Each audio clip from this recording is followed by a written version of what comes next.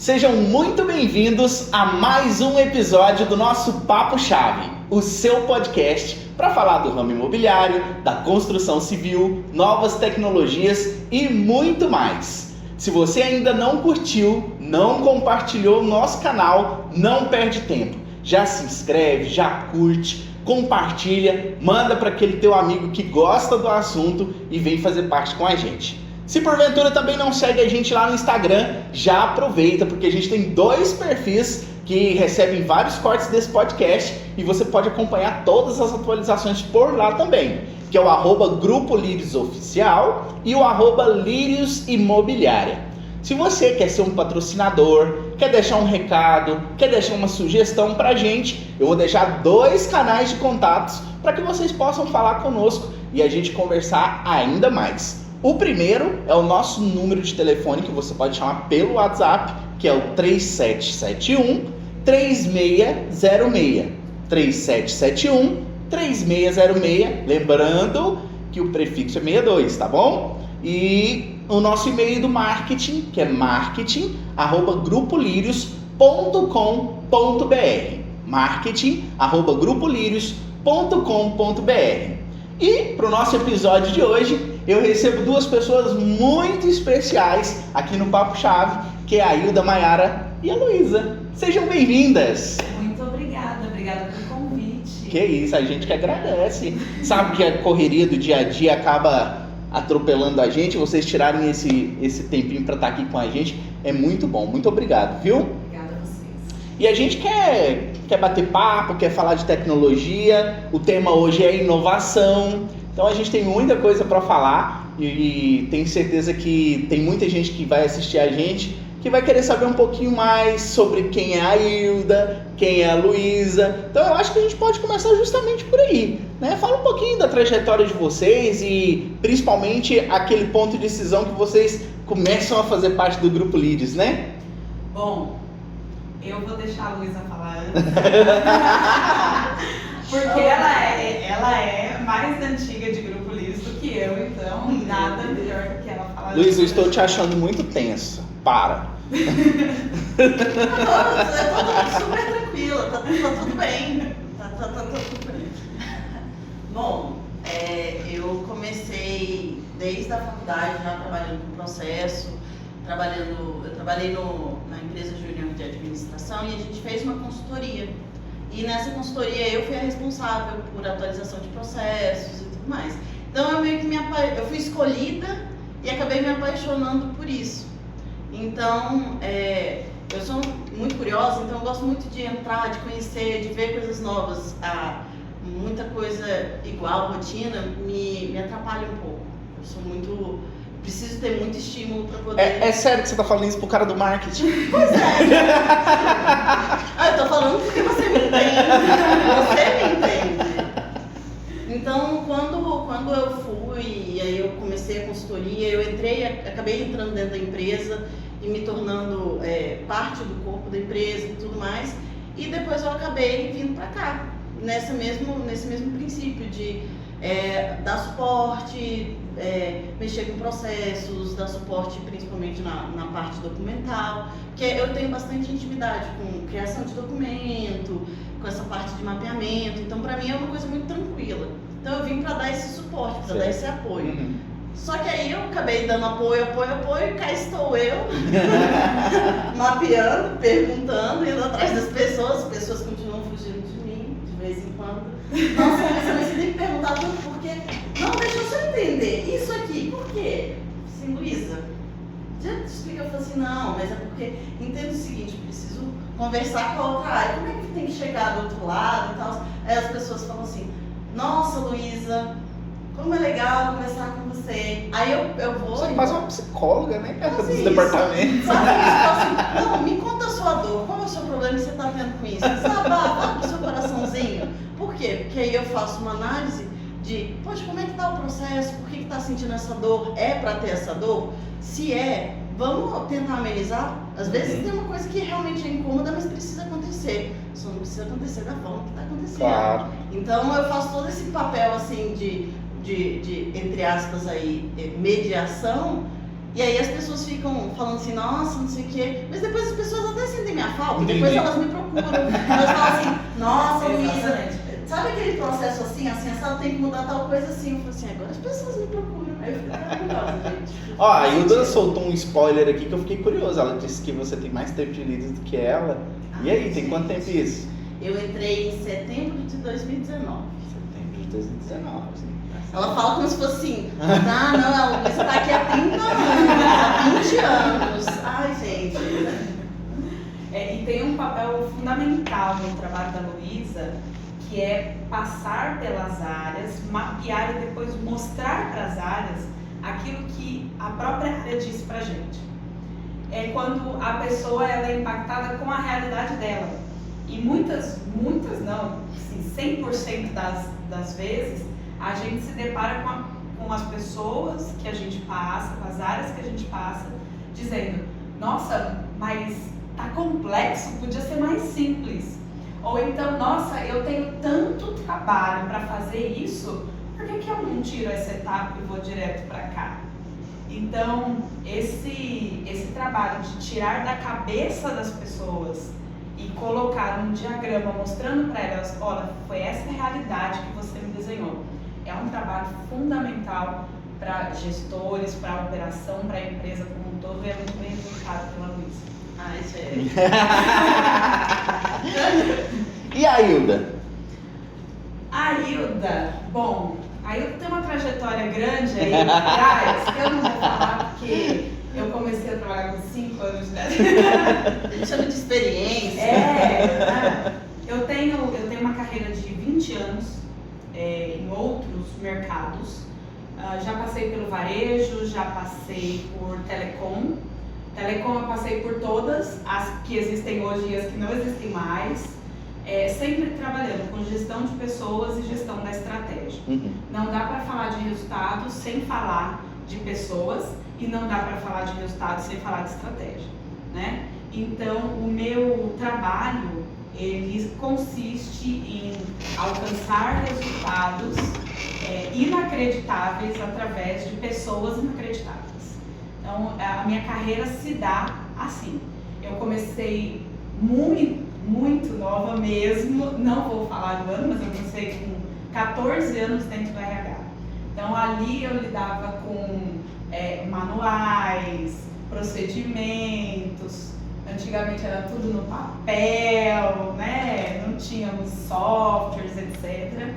E eu escolhi trabalhar e fazer administração e depois me especializar na área de estratégia e pessoas exatamente por conta disso, por essa paixão de ver um grupo se profissionalizando a tal ponto desse grupo voar e alcançar resultados realmente inacreditáveis.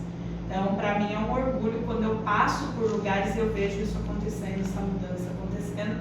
Eu sou apaixonada por mudança, eu sou apaixonada por desafios, então assim, eu não sou a pessoa da rotina, aquela morosidade, aquela aguinha morna, sabe? Não. Pra mim, onde eu chego, eu tenho um pouco dessa característica de chegou o furacão, né? Então, assim, chega, muda, transforma, e a ideia é essa, que a gente seja, que a gente passe sempre por transformações, né? Isso faz parte do negócio, inclusive. Quanto tempo de Lírios?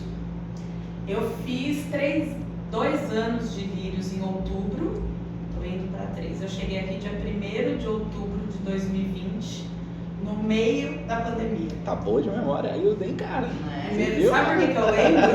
Porque a Paula, que fez o meu processo seletivo, eu respondi para ela, eu mandei um e-mail toda formal, bonitinha, né? Falei, olha, eu vou começar dia 4 de outubro, que é uma segunda.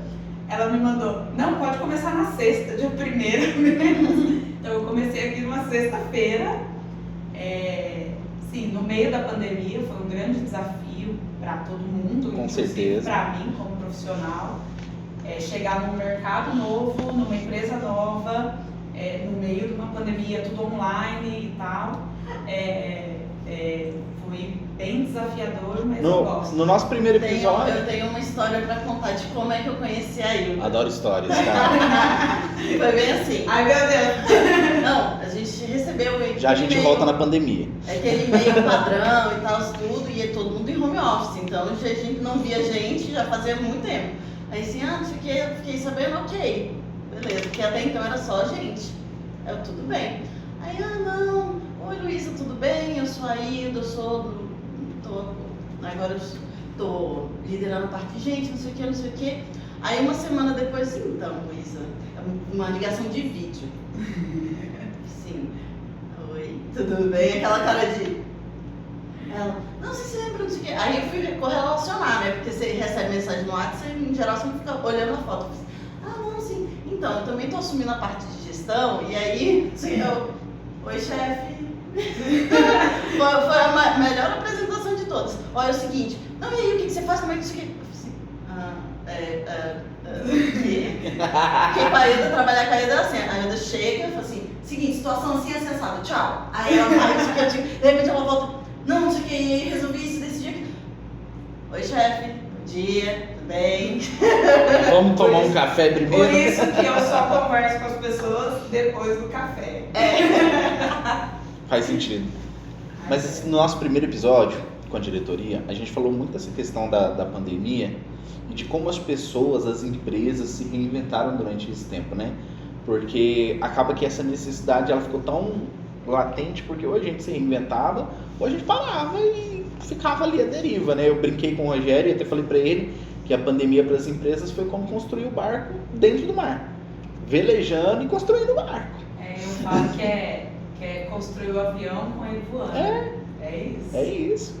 E com essa chegada sua, Hilda, todo mundo comenta e todo mundo fala sobre as várias nuances que o grupo passou a evoluir, como a gente passou a enxergar a área de gente, a área de gestão a partir daí. E vários programas foram desenvolvidos durante esse período, né? Um programa que a gente pode citar e que eu queria que você falasse sobre ele, porque eu acho ele fantástico, brilhante, é o PDL, né? Então fala para o pessoal um pouquinho sobre como que foi a aderência primeiro, né, do pessoal e como tem sido o desenvolvimento desse projeto. Quando eu cheguei aqui, eu inicialmente cheguei com o desafio de assumir o desenvolvimento organizacional. Que era separado, né? A caixinha do DP, a caixinha do RH, que era desenvolvimento organizacional, e a caixinha da gestão da qualidade. Então eu vim para assumir uma caixa. 3 meses depois eu estava criando um departamento de gente de gestão, porque nós pegamos tudo isso e organizamos. Quando você organiza e começa a falar de estratégia, começa a falar de resultado, começa a falar de performance, você precisa de uma equipe de liderança forte, porque ninguém faz nada sozinho, né? Eu não faço nada sozinho e nenhuma equipe, nenhum profissional vai fazer nada sozinho. E quando eu cheguei e organizei a área em si, eu comecei a entender que a gente tinha muita disparidade entre os nossos líderes. Todos muito bons, a nossa equipe de liderança é muito engajada, é muito forte, é uma equipe que busca resultado, que busca conhecimento, mas a gente tinha alguns muito profissionais que vieram de outros mercados, que tiveram outras rodagens, e a gente tinha uma galera que estava começando a assumir o cargo no meio da pandemia, e assim, aquela coisa de ter uma base para falar, você assumiu um cargo, qual é o teu chapéu agora? O que você precisa saber? E aí eu tive a ideia da gente criar inicialmente o PDL, porque eu não conseguiria falar de planejamento estratégico, BSC e gestão de negócio, sem uma equipe de liderança que soubesse entender o que eu estava a dizer. Então a gente foi para o primeiro ano do PDL, que foi 100% online. Nós não tivemos um módulo presencial, a gente teve do kickoff ao encerramento, todo ele online. No meio da pandemia, as equipes se reduzindo, o nosso trabalho aumentando, e eles tiveram tempo e priorizaram também participar de 10 módulos de liderança básica. E o que eu falo sobre esse time de liderança, que é muito parceiro do negócio, é que mesmo esses líderes que são mais encorpados, toparam e falaram assim, não, a gente vai participar de um módulo aqui que para ele é muito básico, gestão da rotina, gestão do tempo, mas a gente precisava equalizar, né? Nivelar todo mundo naquele conhecimento básico. Então foi assim que surgiu o PDL. O PDL foi o primeiro programa de treinamento que eu criei entrando aqui. Depois a gente criou o PAT, depois a gente criou o LIS 4.0, que são programas de capacitação. Mas o PDL, na minha visão, era o mais importante, porque eu reforço essa equipe de liderança que precisava de conhecimento e eu dei um desafio para os próprios executivos, que era, eu estou fortalecendo a equipe de liderança, essa equipe de liderança vai começar a te cutucar, vai começar a cobrar o executivo. E esse executivo está pronto e a gente começou a trazer módulos para o executivo também. Então, foi um trabalho muito importante, porque se hoje a gente tem um olhar estratégico, é graças a essa liderança que topou fazer e priorizar. Foram 2 anos bem intensos de capacitação para que essa liderança chegasse hoje no status que está, de uma liderança, sim, forte. A gente não pode dizer, uma das coisas que é um orgulho nosso como grupo é que a gente tem uma equipe de líderes forte. Para quem está assistindo a gente e não sabe, o que significa PDL? PDL é um programa de desenvolvimento de líderes. E o PAT? O PAT é o programa anual de treinamento, que aí a ideia era a gente fazer um calendário e participava quem quisesse. Então nós tínhamos temas diversos, comunicação, negociação, vários temas que eram aplicados por mim, dentro de casa mesmo, e onde as pessoas se candidatavam. Ou então o líder dava aquela, ô fulano, você tem aquele probleminha que a gente falou lá no feedback? Vai lá, participa do tema de hoje e tal. Mas aí eram temas abertos para toda a organização. Legal, muito legal. Bom, participei, recomendo. Precisei bastante. E você falou um pouquinho também sobre a questão do planejamento estratégico, né?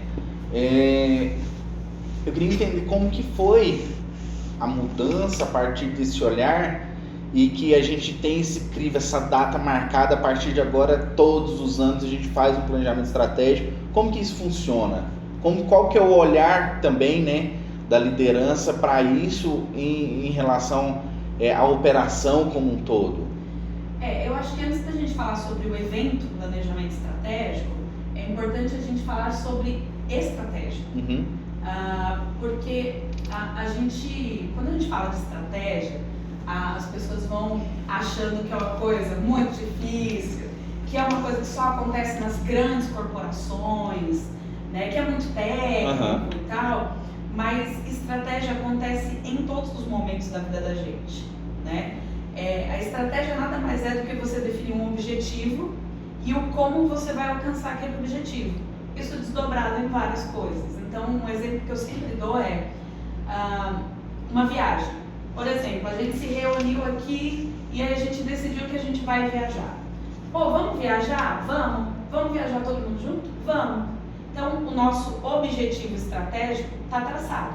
Nós queremos fazer uma viagem. E aí a gente começa a desdobrar essa estratégia de, mas quando vai ser? Como vai ser? Quanto vai custar? Beleza? Definir os meus objetivos de curto prazo. Depois eu vou para minha casa e eu vou ver se eu tenho equipamento, se eu tenho roupa, se eu tenho passaporte, visto, documentação, dinheiro. É a minha estratégia pessoal. E aí eu vou controlando para saber se eu tenho ou não aquilo, se eu vou precisar comprar, se eu vou precisar comprar, de onde eu vou tirar o dinheiro. Sim. E aí a gente tem um embasamento de processos que o processo faz parte da vida da gente. Em tudo. Em tudo. Em tudo. Como a gente, nesse exemplo da viagem, é aquela coisa, você precisa de 12 mil daqui a um ano. Qual o processo que você vai seguir? Eu vou guardar R$100 por mês. Tá, mas R$100 por mês como? Vai ser 50 por quinzena. Tá, você vai abrir uma poupança ou vai guardar no cofrinho? Então, assim, isso tudo é processo. Isso faz parte da vida da gente. E o controle, que só é a observação do processo como um todo, para saber se ele está ou não sendo alcançado. Se daqui um ano, você vai chegar daqui um ano e vai falar, deixa eu ver se eu tenho 2.000. Não vai, né? Então, mês a mês você vai enxergando. Consegui guardar o 100. Não consegui. O que eu vou ter que fazer para o mês que vem eu conseguir? Então, isso é controle. Então, a estratégia, ela é esse conjunto de coisas, né? E aí, falando sobre o planejamento estratégico em si, que é um evento onde a gente reúne as lideranças, o planejamento estratégico é para a gente ter um momento, porque não tem jeito, a operação suga a gente, para eu parar as lideranças e falar assim, agora você vai pensar só em estratégia. Então é bem isso. A gente recebeu uma diretriz. A diretriz é aumentar as vendas, por exemplo. Como você vai aumentar as vendas? Quais são os produtos que você vai trabalhar? Com qual equipe? Como você vai capacitar essa equipe? Então, o planejamento estratégico nada mais é do que um momento onde a gente reúne essas lideranças e a ideia de sempre fazer apartado do local físico, né, do prédio físico, fazer numa sala fora da unidade, é essa, não tem ninguém batendo na porta, não tem a operação Sim. que nos suga, Sim. e é normal, e ela Sim. tem que fazer isso, senão é uma operação morta. Mas conforme esse evento vai acontecendo, as pessoas ali vão tendo ideias de projeto, de produto, de serviço. E acaba que os gestores se sentem parte da engrenagem nesse momento, né? A partir do momento que ele consegue enxergar como o departamento dele vai facilitar a gente chegar naquele objetivo em comum, ou até mesmo num objetivo que seja de outro departamento, mas que depende direta ou indiretamente do meu departamento para que isso aconteça. E acaba que as pessoas começam a ter essa visão mais macro da situação, e isso é muito interessante porque aí a gente passa, né, a caminhar como um todo, né, ao invés de pensarmos só no nosso quadradinho, né, a gente começa a caminhar e ver como um todo a empresa. E o que eu acho importante do planejamento é que a gente tem dois públicos ali. A gente tem um público de liderança que faz a roda girar, e a gente tem um público de executivos que fazem o negócio crescer. Então a gente chama isso de estratégia de crescimento, estratégia de controle. Esses dois públicos, eles precisam se conversar, eles precisam estar juntos, eles precisam se empoderar daquele resultado. Porque se a gente não tem um público empoderado do resultado, a meta não vai ser batida. Se eu chegar e falar assim, Rafael, você tem que me entregar 15 podcasts no mês e ir embora, você vai falar, tá maluca, não sabe qual que é o trabalho para fazer isso, quanto que a minha operação me suga durante os dias, eu não tenho condição dessa entrega. Mas quando a gente senta junto e fala, olha, a nossa diretriz é posicionar a nossa marca, cara, o que a gente vai fazer? Você pode falar, eu entrego 15 podcasts durante o mês. Isso saiu de você porque você sabe o tamanho da sua capacidade e da capacidade da tua própria operação. Então é importante essa junção, essa fusão desses dois públicos para que essa estratégia seja bem enraizada, empoderada, e para que cada um saia dali já sabendo, cara, ao final do ano que vem eu tenho que entregar X. E real, né? Real. E real porque, assim, por mais que talvez nos primeiros o pessoal possa ter ficado assim, será que dá? Né? Com o caminhar do tempo a gente vê as metas sendo alcançadas, essa roda girando, a gente alcançando, a gente crescendo, acaba que fica com aquele gostinho do próximo ano, tipo assim, eu quero mais, eu quero mais, e aí eu acho que entra muito nessa questão do crescimento que você está falando, né? E foi em paralelo ou posteriormente que o grupo implantou a parte de governança corporativa? Não, a parte, o planejamento estratégico, quando eu cheguei, ele já existia, vou pedir um spoiler. Desde quando o planejamento estratégico existe? 2017, 16?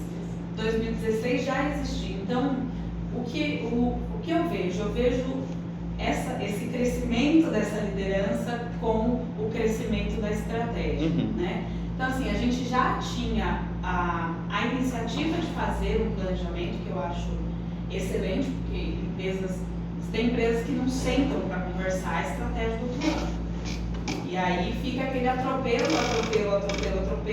e é o que você disse, um departamento passa a bola quadrada para o outro, aquela ali é especialista em mapear a bola quadrada.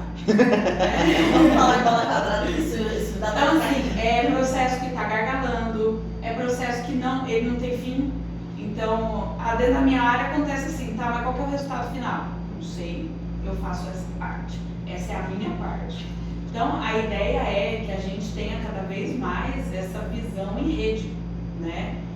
Quebrar essa departamentalização que era muito usada nos anos 70, nos anos 80, mas os negócios evoluíram e aí a gente tem que evoluir junto com o negócio.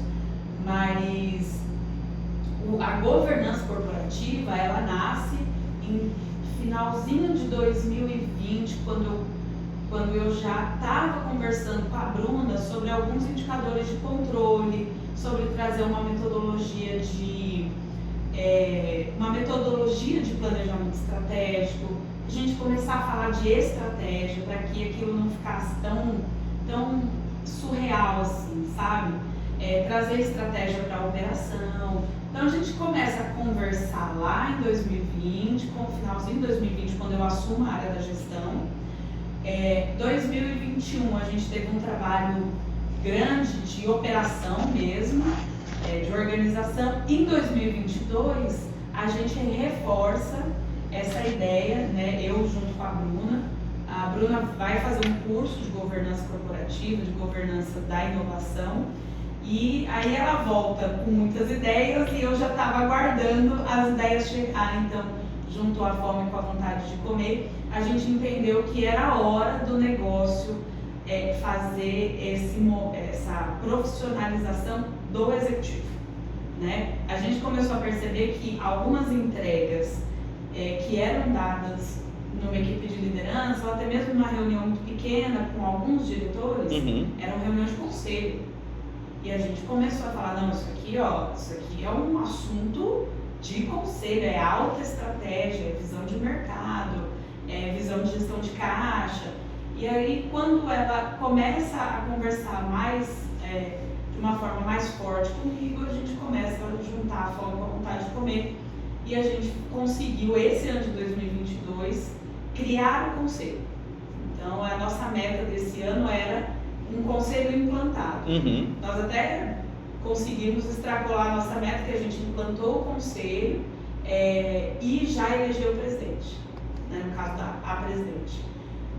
Agora a gente começa a falar sobre ritos da governança que envolvem os sócios e não essa parte de operação, de diretoria, que a gente começa a fazer um pouco dessa separação entre o que é o que.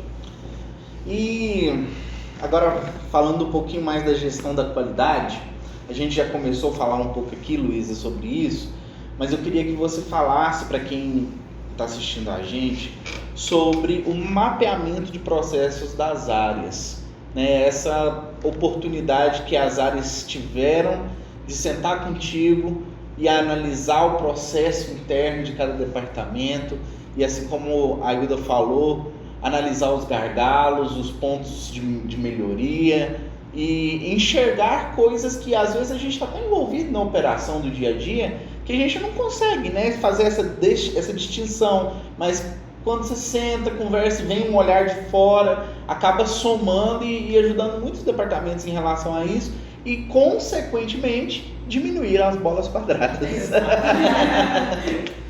Olha, esse trabalho, por mais engraçado que pareça, ele não é tão complexo.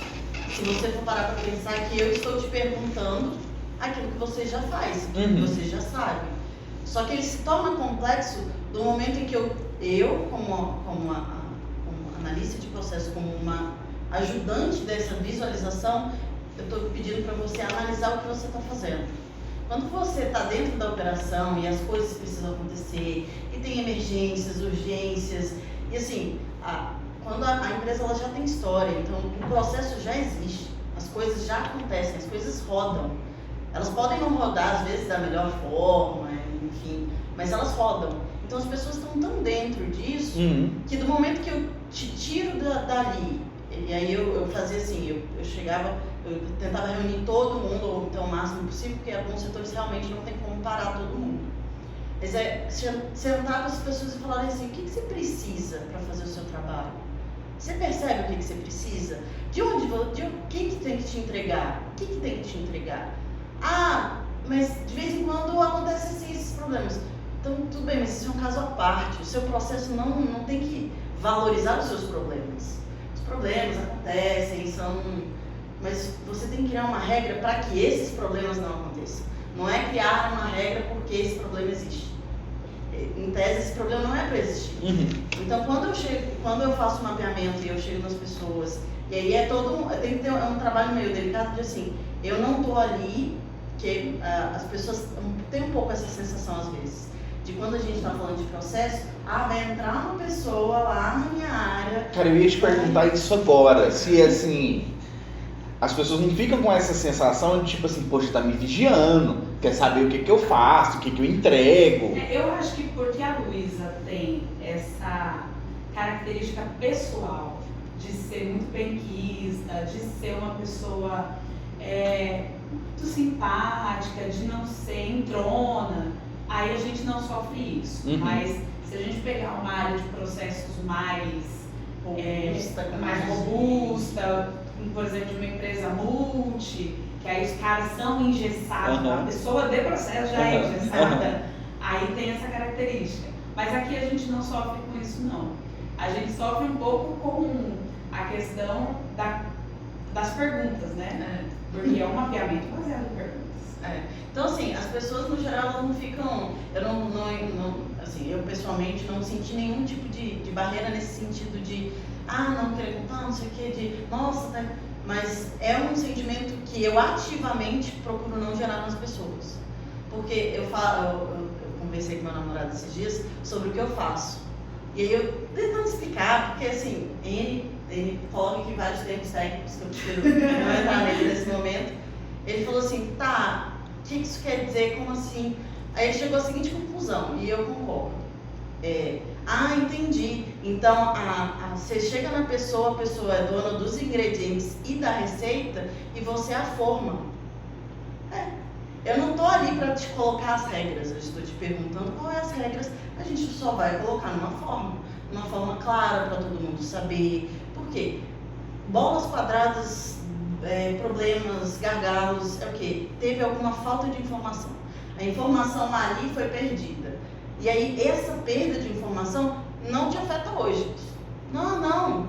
Isso aí não é um problema, não. Pode não ser um problema para você. A pessoa lá do futuro, que encontra aquela bomba que foi enterrada, ela olha assim, Senhor, como é que eu vou achar essas informações? Com quem que eu falo? Então, assim, o processo em si não é para engessar, não é para botar regras em cima das outras pessoas, é para evitar problemas. Se você tem regras e você tem uma forma de fazer organizada, que as pessoas sabem que é organizada e o porquê que é organizada daquele jeito, as pessoas são muito mais receptivas. Nossa, mas por que eu tenho que fazer isso? Olha, para você não faz diferença essa informação, realmente, só que para outra pessoa faz. A outra área precisa dessa informação e você deixá-la dessa forma, lá na frente, você vai ser questionado. O problema nunca é, tipo assim, o problema do outro nunca vai aparecer na minha porta. Quando acontece um problema grande, bate na porta de todo mundo. Então, assim, a abordagem que eu tenho particularmente com o processo é exatamente esse. Eu tento uma linguagem de, eu não estou aqui para tomar o seu lugar, não estou aqui para te colocar uma regra que você não aceita, eu não estou aqui para isso. Eu estou aqui só para desenhar aquilo que você está me falando. E aí, quando as pessoas conversam comigo e falam assim, nossa, Luísa, tem outra coisa que acontece que eu esqueci e acontece bem aqui no meio. E você faz isso por quê? Não, tem que fazer, mas por que você tem que fazer? Não, quando eu entrei, a pessoa que me ensinou, ela falou que tinha que... e que informação é essa? Que valor agregado que ela gera? O que isso quer dizer? Para que fazer isso? Então, assim, essas perguntas que geram, de certa forma, um incômodo, principalmente no primeiro momento, Depois de um tempo, e hoje que a gente já passou por isso de forma mais ampla, Sim. as pessoas encaram isso de uma forma muito mais natural. Então, assim, talvez se o mapeamento tivesse sido feito de uma forma mais brusca ou mais impositiva, a gente tivesse essas barreiras de, não, aí eu vou falar pro Luiz, e o Luiz vai ficar, não, aí eu vou falar e aí vai ter que mudar, e aí, entendeu? Então, como foi de uma forma muito mais orgânica, porque, cara, ninguém trabalha, ninguém faz o que faz da pior forma possível para trabalhar mais esforço para ter um resultado pequeno. Ninguém faz isso. Não de maneira consciente. Então, se você coloca para a pessoa de eu posso te ajudar, você fazer o seu trabalho mais fácil, a pessoa de repente fala assim, nossa, eu gostei de você. E assim, é uma coisa que afeta tanto a operação como o TI. Por quê? Porque quando você tem uma coisa muito operacional, que é só pegar uma informação de um lado, jogar para o outro, fazer um cálculo X ou Y, você poderia muito bem colocar isso no sistema. Por que não coloca no sistema? Simples. Como é que eu vou organizar essa ideia para eu chegar no TI e falar assim, quero automatizar isso? Se você automatizar o caos, você vai ter problemas mais rápidos. Porque é possível. É possível. A gente sempre fala que é uma conversa que a gente tem, inclusive, com o Kleber, né, que é nosso coordenador de TI. Dá para automatizar o caos? Dá. A tecnologia, ela é super plausível, mas o quanto de impacto essa automatização do caos vai gerar no resultado, na empresa, no negócio, processo como um todo. No processo como um todo. E a gente tem até uma metodologia que fala sobre isso, que todo caos advém de um atropelamento de processo. Você tem uma boa prática, você tem uma regra que por qualquer motivo que seja por desconhecimento, desatenção, ela não foi seguida. Ou aquela coisa mais imediatista, não, eu quero resolver rápido, não vou fazer assim. E aí, não, deixa, não faz desse jeito. Ela vai virar um caos. Assim, ela não vira um problema, vai virar um caos. Pode ser daqui uma semana, ou esse cliente pode chegar daqui 10 anos aqui querendo falar sobre o caos, né? Sobre a puladinha de processo que aconteceu ali. E aí pronto, o caos está instaurado, a gente não sabe nem por onde começar a resolver o problema. Você não vai ter, talvez, nem histórico, né? Não, e a questão é que, mediante ao caos, é diferente de problema, o caos, você não pensa o que fazer, você resolve. Você tem que resolver, não tem outra opção, resolve. Como? Resolve. Fica até 8 horas da noite na empresa. Tem que fazer, porque tem que resolver, não sei o que. Mas aí o ponto é, não precisava chegar nesse ponto. Se você tivesse seguido, tivesse uma regra clara, talvez a regra não tivesse tão clara, se tivesse tudo isso, essa boa prática, de maneira clara, e todo mundo ciente, e tivesse uma recorrência de verificar se foi seguido, se não foi, se está tudo certo, se não está, você não teria o caos. O caos é exatamente essa falta de controle, essa falta de seguir processo, falta de seguir boas práticas. E aí uma coisa que eu tenho batido nessa tecla nos outros episódios em que a gente teve a oportunidade de falar sobre coisas semelhantes, o quão é legal a gente ver uma empresa como Lírios, né, que está há 43 anos no mercado, se preocupando com coisas assim. Exatamente. Hoje poucas empresas no nosso ramo, principalmente aqui na cidade, a gente pode falar que tem, né, uma governança dessa a esse nível de preocupação, né? Sim. E isso é muito legal, muito interessante de ver. E pensando agora já daqui para frente, a gente teve uma mudança, né, agora, que é a sua vinda para inovação e só inovação.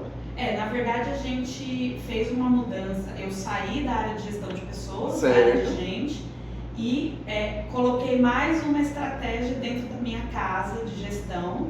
Agora nós somos gestão da qualidade, gestão da estratégia, gestão de processos e gestão da inovação. Entendi, legal. E fala pra gente um pouquinho disso, né, de como que é essa mudança daqui pra frente, quais são os desafios que a gente tem aí para 2023, 2024, como que isso vai impactar aqui dentro da nossa operação, dentro da empresa, dentro do nosso processo enquanto grupo, né? Nós temos alguns desafios relacionados especificamente à inovação.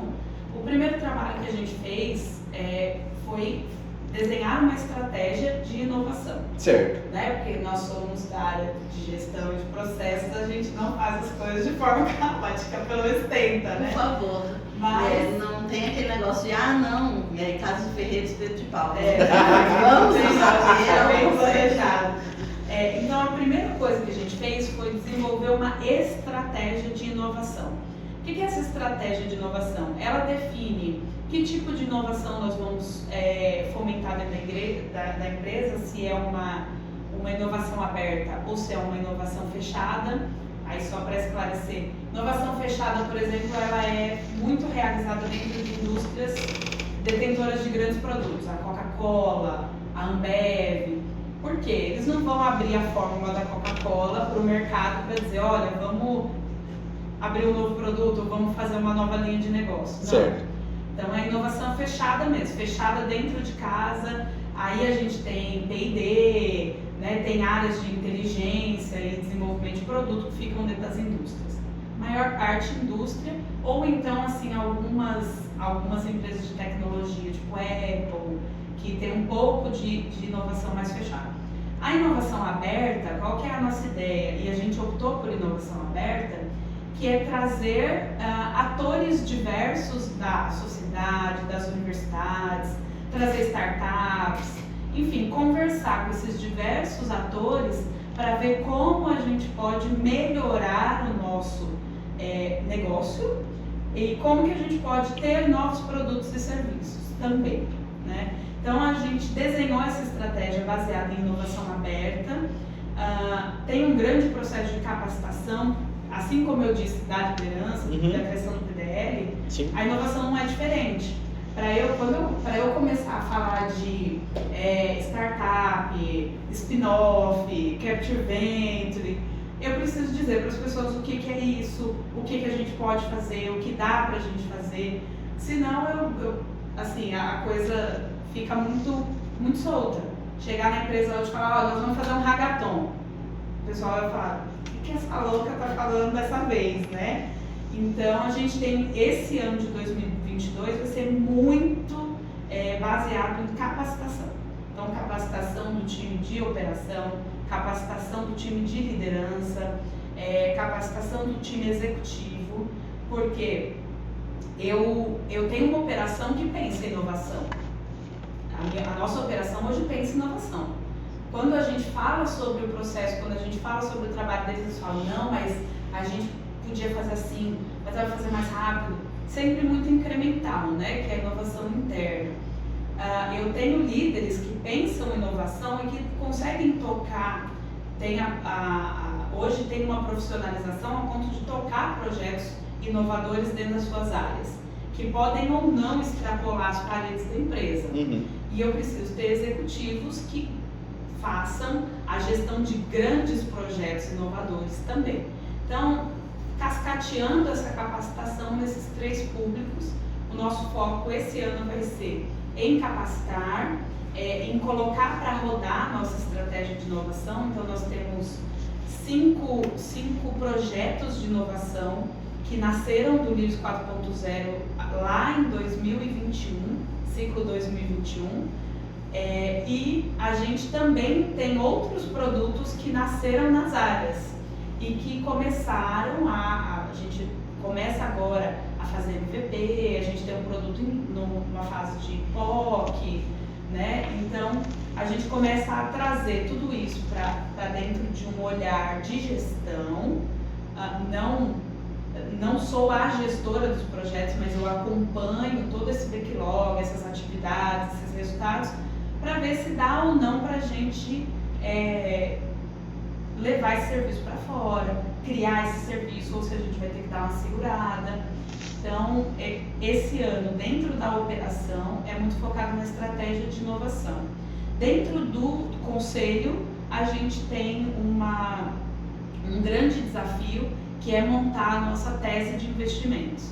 Então, hoje o nosso conselho ele é investidor de alguns fundos, investidor de startups também, mas a gente precisa criar uma tese concisa, a gente precisa saber o tanto de dinheiro que a gente vai pôr, quanto que a gente quer receber de resultado, em que tempo, que tipo de negócio, que tipo de empreendedor pode bater na nossa porta.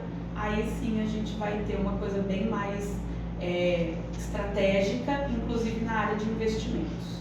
Legal, que legal. Acho que deu pra gente falar de muita coisa legal aqui hoje, né?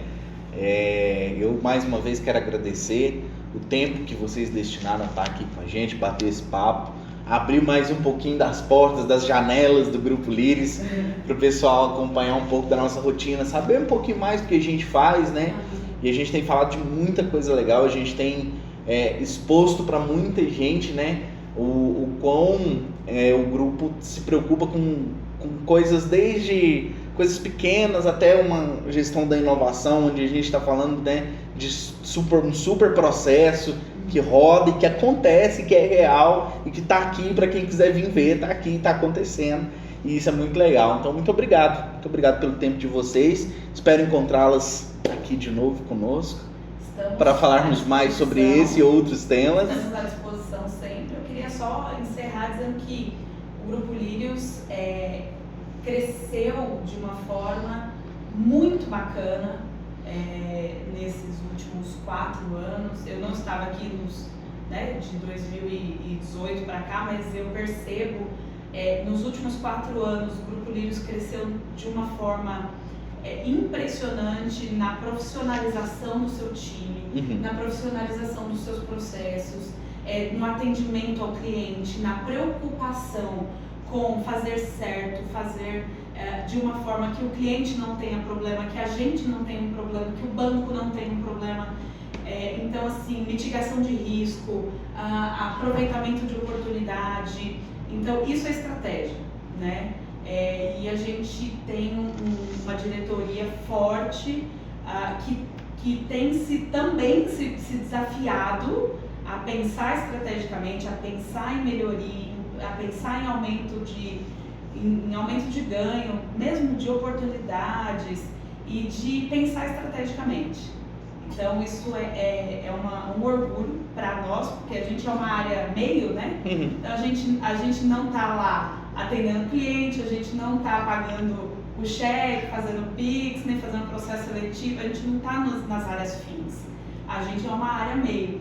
Mas quando a gente, pelo menos eu tenho muito essa percepção, e a Luísa está há mais tempo que eu, pode dizer, eu olho hoje o grupo e eu falo assim, nossa, olha que trabalho que a gente conseguiu fazer para embrenhar, né, a estratégia, sim, o resultado.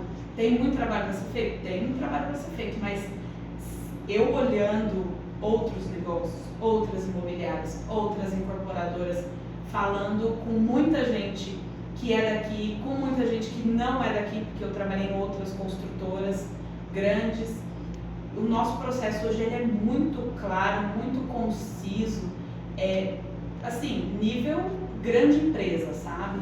Não, os nossos concorrentes mais diretos, mais locais, assim, não apresentam a mesma robustez que a gente. Isso é um orgulho para nós. Com certeza. E eu posso dizer assim, em relação de como é que era antes e tudo mais, uma das coisas que mais me deixa confortável e me dá bastante orgulho é eu poder chegar para as pessoas e falar assim, vamos fazer o diagrama do seu processo, e a pessoa simplesmente sentar e falar assim, tudo bem, olha, tem esse ponto, tem esse ponto, tem esse ponto. A pessoa, quando eu falo diagrama, a pessoa entende o que eu estou falando. E quando a pessoa fala do processo dela, eu consigo já visualizar isso dentro do diagrama.